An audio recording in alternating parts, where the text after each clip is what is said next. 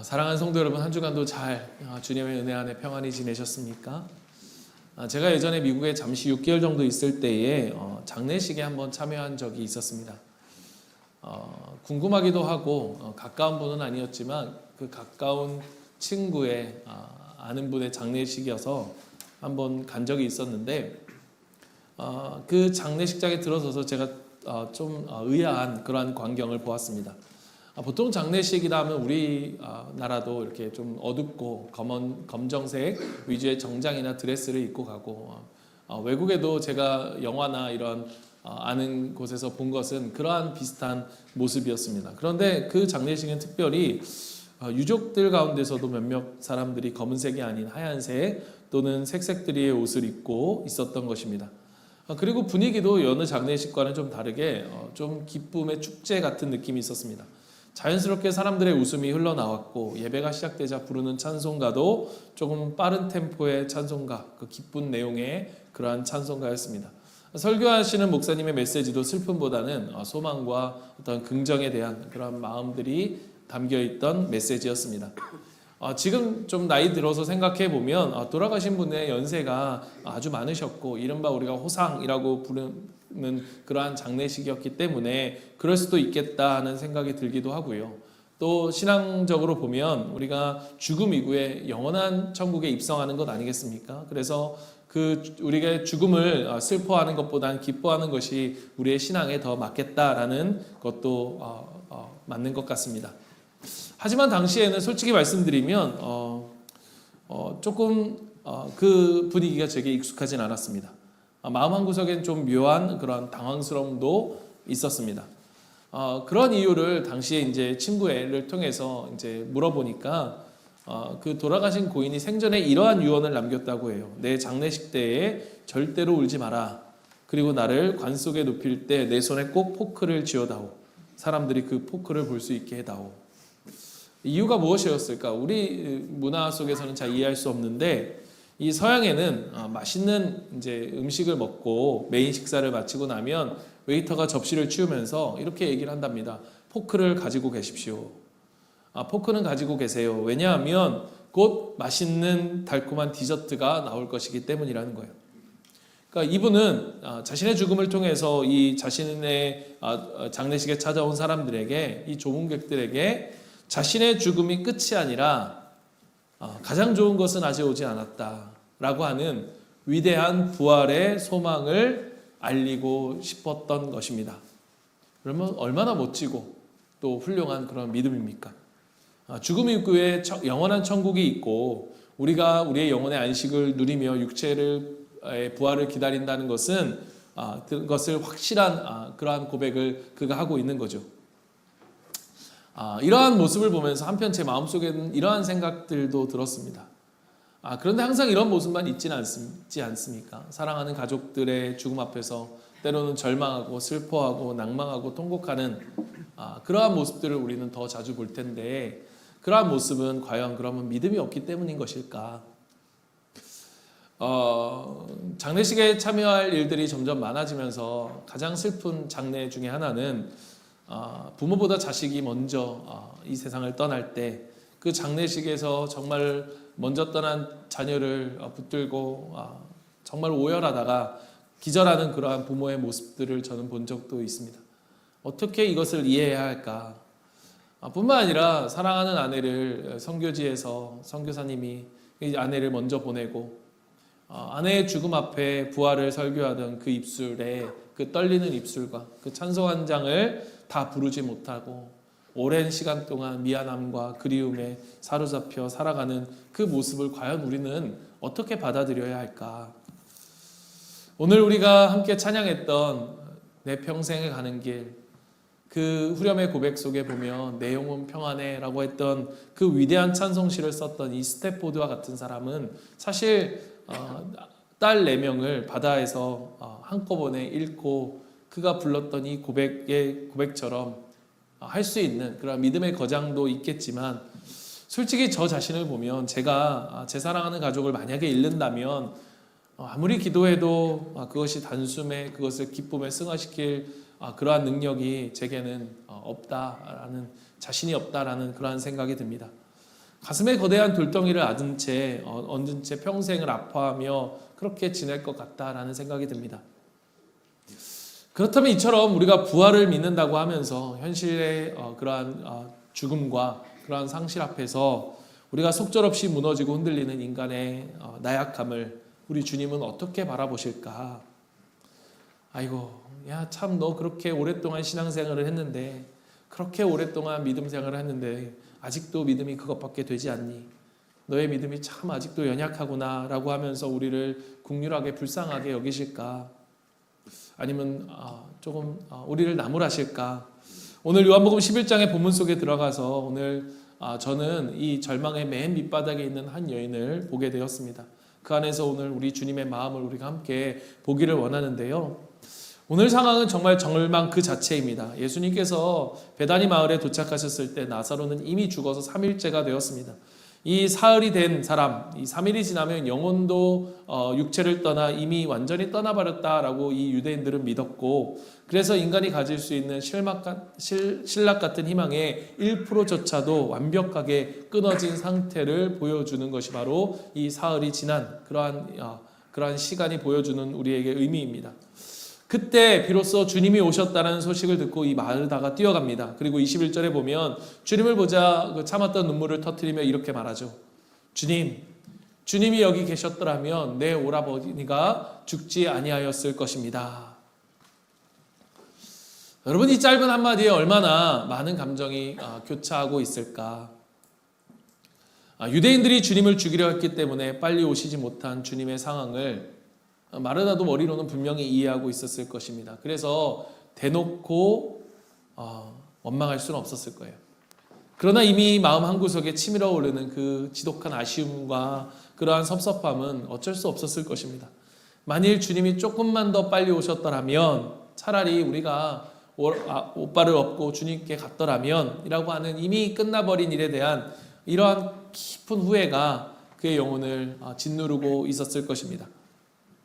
그런데 마르다니 22절에 아주 의미심장한 말을 이렇게 덧붙이죠. 22절에 보면 그러나 이제라도 나는 주님께서 하나님께 구하시는 것은 무엇이나 하나님께서 다 이루어 주실 줄 압니다.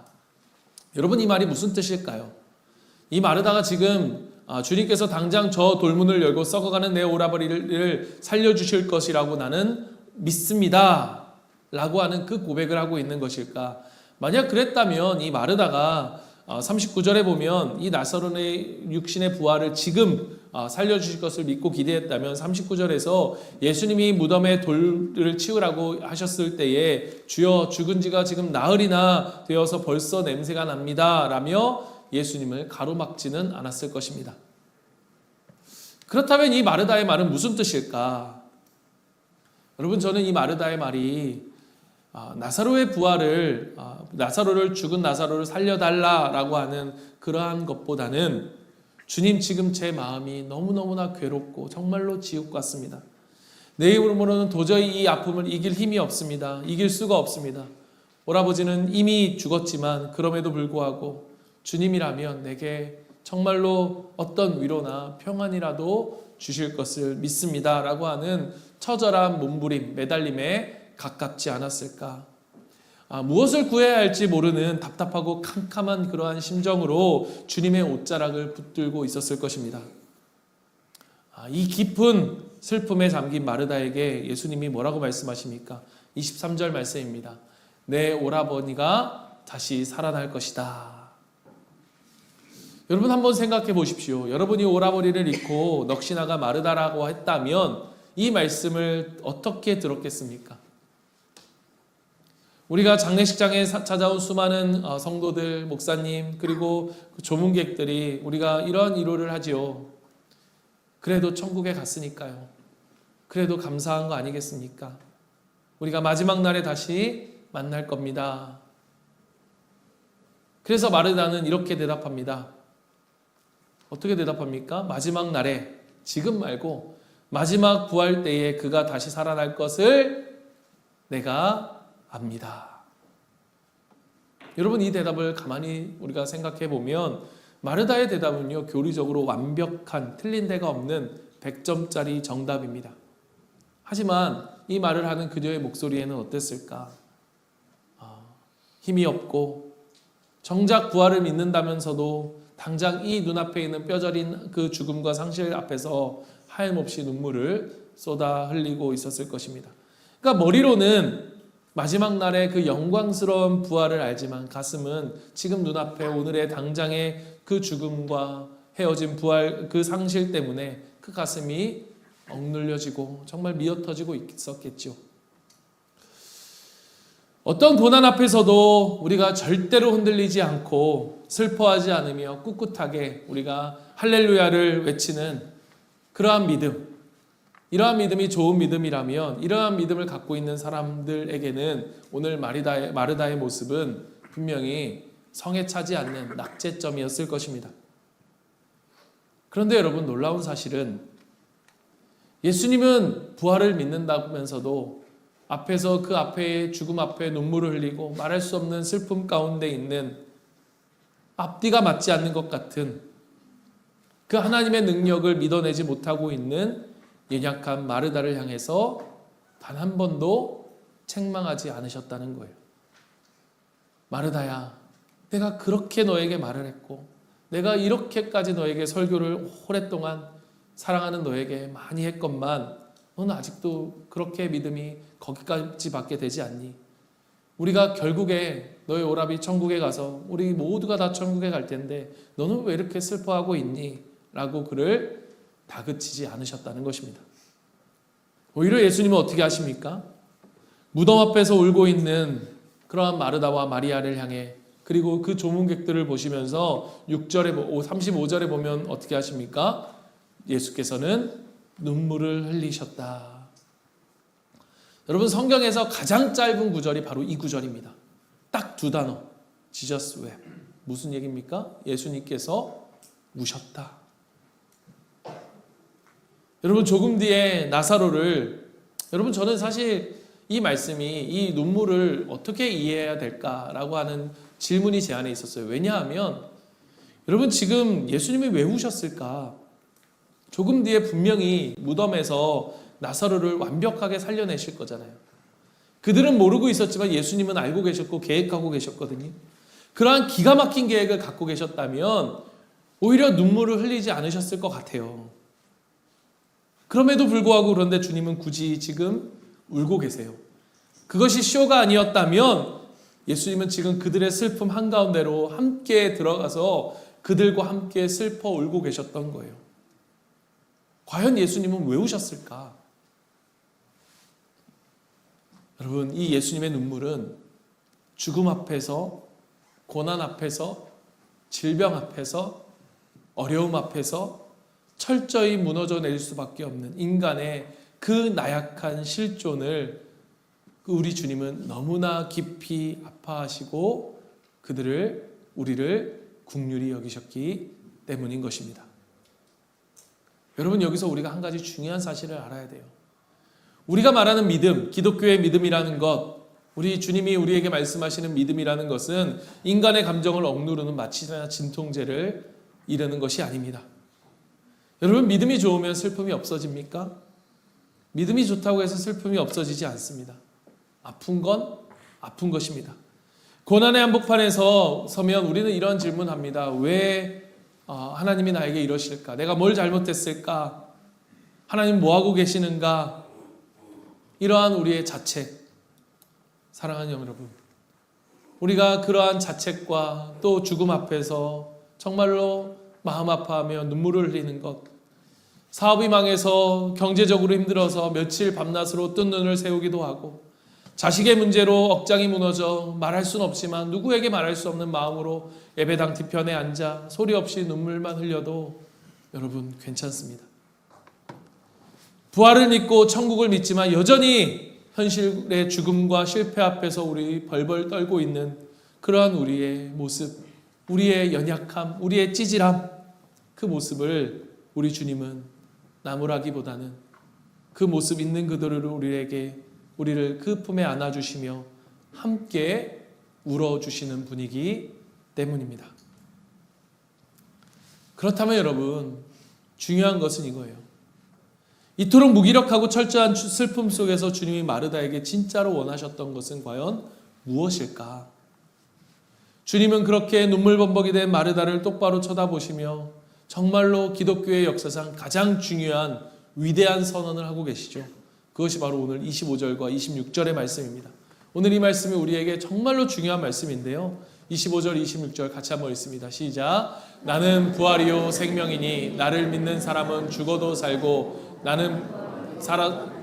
죽어도 살고 살아서 나를 믿는 사람은 영원히 죽지 아니할 것이다. 내가 이것을 믿느냐? 여러분, 이 말씀은 나를 믿으면 육신은 절대로 병들지 않고 죽지 않는다라고 하는 마술적인 주문을 이야기하는 말씀이 아닙니다. 여러분, 생각해보면 이 사건 이후에 나사로는 어떻게 됐을까요? 살아났지만 결국 늙어서 죽었을 것이고 마르다도 죽고 마리아도 죽었습니다. 그렇다면 이 말씀은 무슨 의미입니까? 이게 무슨 뜻입니까? 여러분, 이 말씀의 진짜 의미는 무엇인가? 마르다야, 죽음이 끝이 아니다.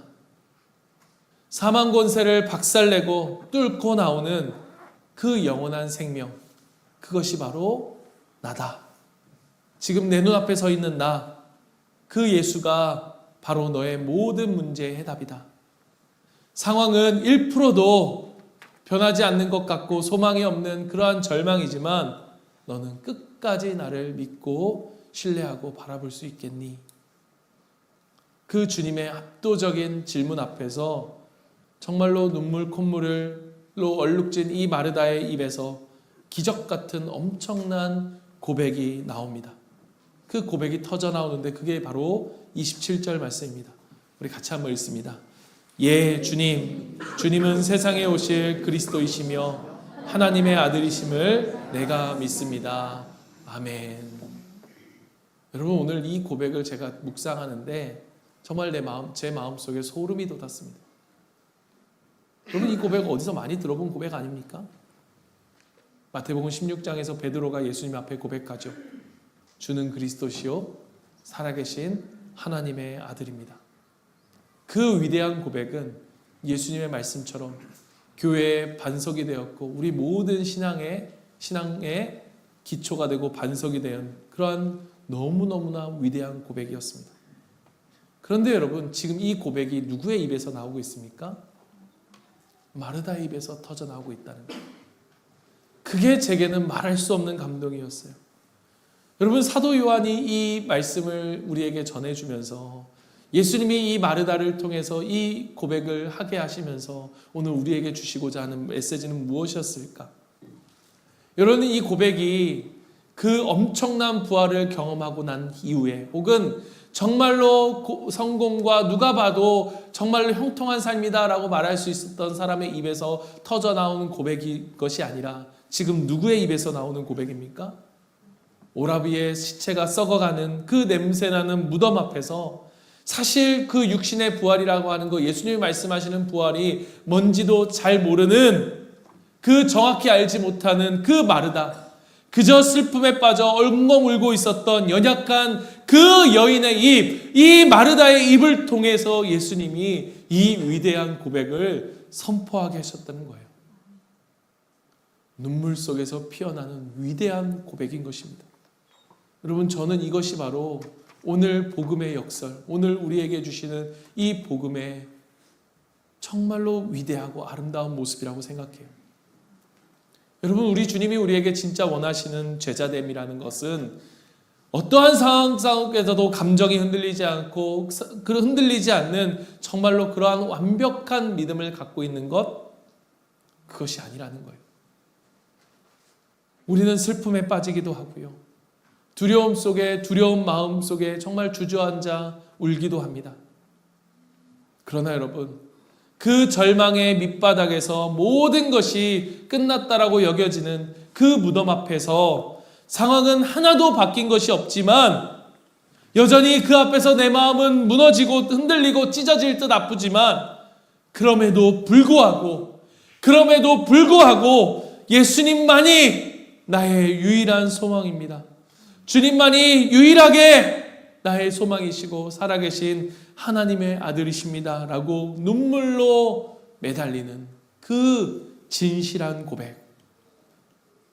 여러분, 하나님께서 원하시는 것은 100점짜리 신학적인 그러한 지식을 우리에게 요구하시는 것이 아니요, 때로는 상처투성이지만 그럼에도 불구하고 예수님의 옷자락을 붙들며 예수님밖에 없다라고 매달리는 그 진실한 고백, 그것을 우리에게 원하시고, 그 진실한 고백 하나를 보시고 우리를 교회의 반석으로 삼아주신다는 것입니다. 그리고 마침내 우리의 인생을 가로막고 있던 절망의 돌무덩이를, 돌무덤을 불러내시고 부활의 생명을 우리에게 부어주시는 것입니다. 말씀을 마무리합니다. 여러분, 제가 종종 말하는 키에르케고르라고 하는 이 19세기의 유명한 철학자, 이 사람이 당시에 기독교인들을 향해서 이러한 말을 했습니다. 머리만 커지고 삶이 따라오지 않는 그러한 기독교들을 향해서 이러한 풍자적인 말을 남기는데요. 교인들은 집 거위들과 같다. 거위들은 매주일 뒤뚱거리며 교회 안으로 들어와서 설교를 듣는다. 설교자가 하늘을 나는 독수리의 비행, 그 놀라운 기적에 대해 설교를 하면 거위들은 꾀꾀거리며 아멘 할렐루야를 외치고 흥분한다. 그러고는 예배가 끝나면 하늘을 향해 날개를 펴는 대신 또다시 땅바닥을 뒤뚱거리며 자기 집으로 걸어간다. 여러분, 이 사람의 말이 어떻게 들리십니까? 부인할 수가 없더라고요. 여러분, 그렇지 않습니까? 우리가 주일마다 말씀 속에서 영광스러운 부활을 바라보며 정말로 그 독수리 날개쳐 올라가듯 그러한 비행을 꿈꾸고 찬양하지만 막상 이 문을 나가, 현실의 문을 열고 나가면 또다시 경제적인 어려움 때문에, 자식의 문제 때문에, 취업의 문제 때문에, 현실의 불안함 때문에, 얄팍한 자존심 때문에 바닥을 뒤뚱거리는 그러한 한심한 거위들의 모습이 우리의 모습 아닙니까? 작은 고난에도 쉽게 넘어지고 슬픔과 두려움 앞에 끝없이 우리는 무너지고 흔들립니다. 나는 도대체 신앙생활을 몇 년이나 했는데도 이 모양일까? 스스로에게 실망할 때가 한두 번이 아니죠. 하지만 우리 사랑하는 성도 여러분, 우리가 매일의 현실 속에서 진흙탕 속에서 뒤뚱거리고 그런다 해서 하늘을 나는 그 부활의 소망과 생명의 소망이 여러분 가짜입니까? 결코 아닙니다. 그렇지 않다는 거예요. 비록 나는 연약하고 한계투성이지만 사망 권세를 깨트리고 그 깨트리신 예수 그리스도의 약속은 진짜라는 거예요. 여러분, 우리의 멘탈이, 우리의 정신력이 강해서, 우리의 의지가 강해서 제자가 된 것이 아닙니다. 생명을 내어주신 하나님을 향한 우리의 고백이 진실하기 때문에 나는 흔들릴지언정 그럼에도 불구하고 우리는 주님의 제자인 거예요. 오늘 우리 교회가 회복해야 될 모습이 있다면, 여러분, 완벽한 도덕적인 무결점이나 그런 거대한 스펙, 여러분, 저는 아니라고 생각합니다. 눈물과 시팔 속에서도 끝까지 주님을 붙드는 진실함.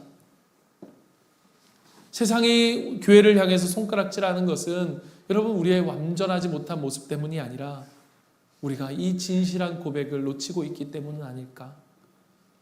사랑하는 상도 여러분, 우리의 각자의 삶 속에 분명히 우리의 힘으로는 도무지 옮길 수 없을 것 같은 그러한 냄새나는 이 죽음의 무덤 같은 것이 있을 거예요.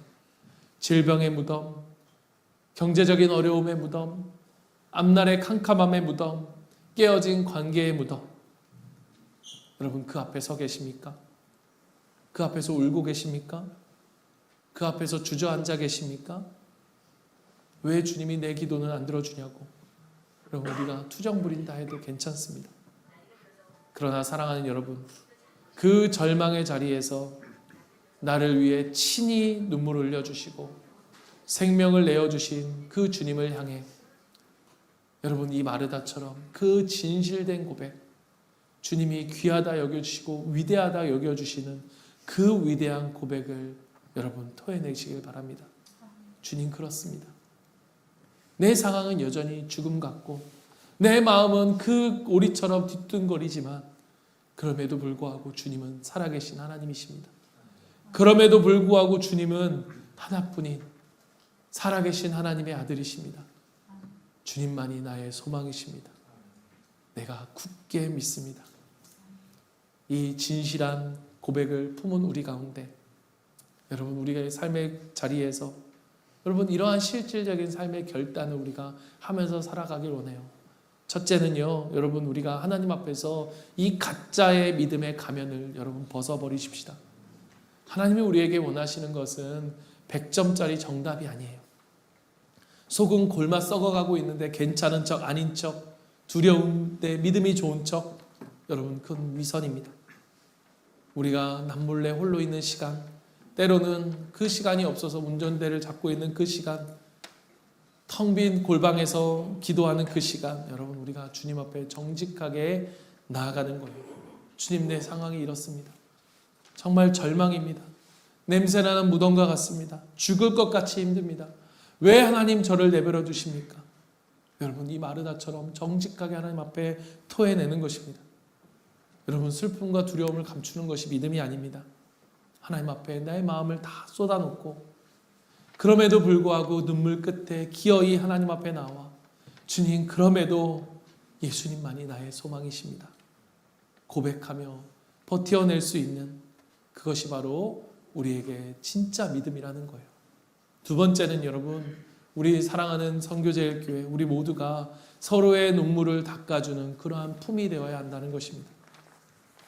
여러분, 우리가 사망의 음침한 골짜기를 지나며 흔들리고 무너지는 그러한 성도들이 우리 주변에 있을 거예요.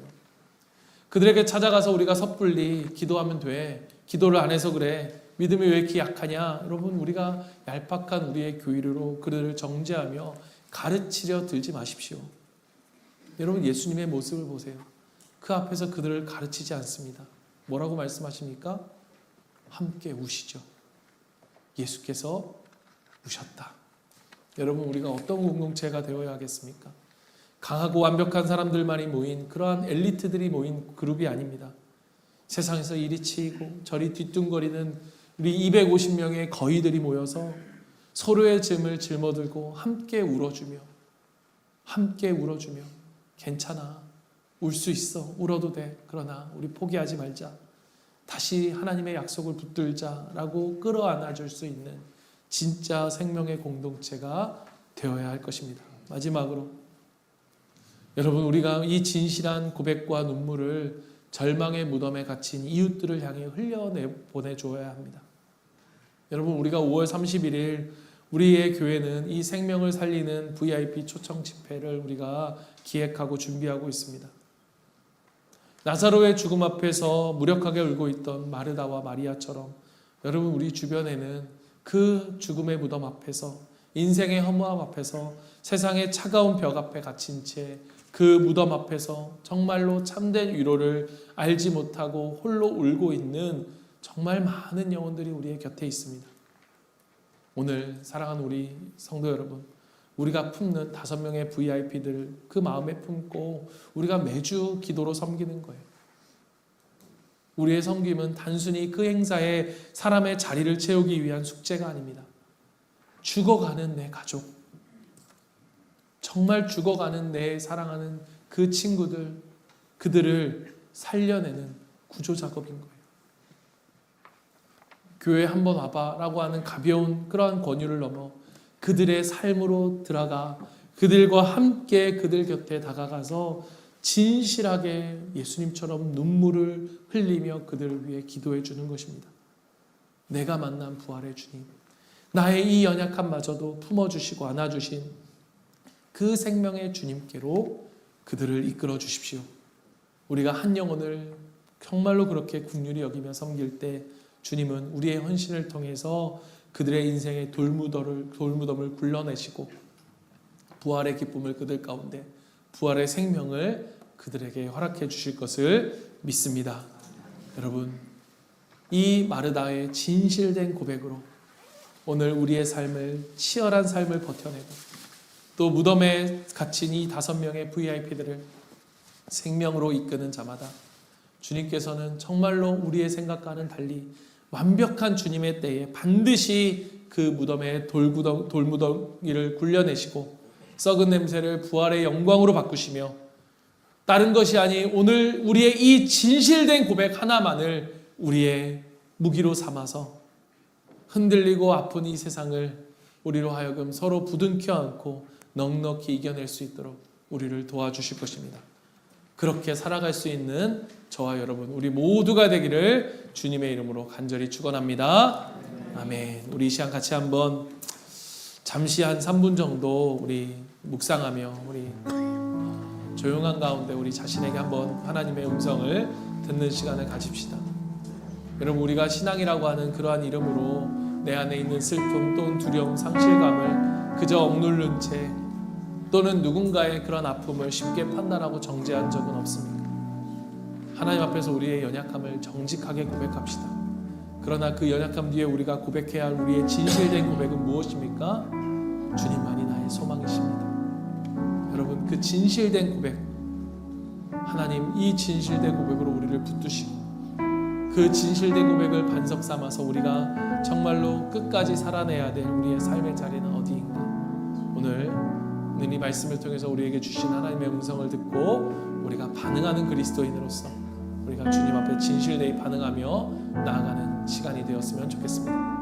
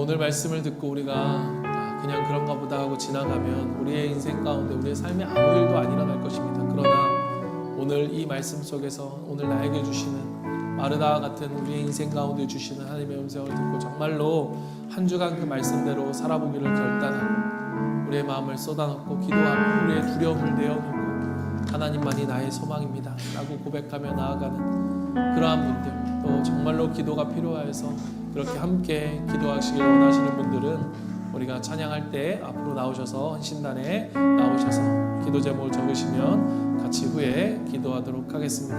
우리 다 같이 일어서서 우리 시간 같이 한번 이 믿음의 고백으로 오늘 찬양을 우리 함께 고백하며 주님 앞에 나아갑니다. 내게 허락하신 시련을 통해 나의 믿음 더욱 강하게 자라나고 험한 산과 골짜기 주님 그 어려움의 시간을 통해서 주님 내 마음을 더 주님께 가까이 나를 이끄심을 믿습니다. 이 시험의 어려움 속에 우리가 힘겨워 주저앉을 때에도 주님 우리는 고백합니다. 크지 않네 내 앞에 바다가 갈라지지 않으면 주가 나로 바다 위 걷게 하리니 나는 믿네 주의 능력으로 내 삶 새롭게 되리 나는 믿네 우리를 일으켜 주실 주님 주의 능력으로 담대히 나가리라 주와 함께 싸워 승리하리라 날마다 믿음으로 나 살아가리 다시 한번 고백하며 나아갑니다. 내게 허락하신 시련을 통해, 내게 허락하신 시련을 통해 주님 그렇습니다.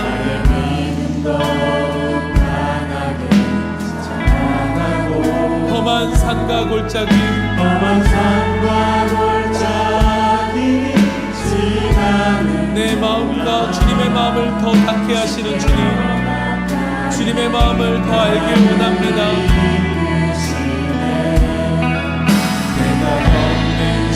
그렇습니다. 주님, 그 절망 가운데서도 우리는 고백합니다. 내 주님보다 크지 않네. 내 앞에 바다가 갈라지지 않으며 내가 나로 바다인 걷게. 주님, 우리가 믿음으로 고백합니다.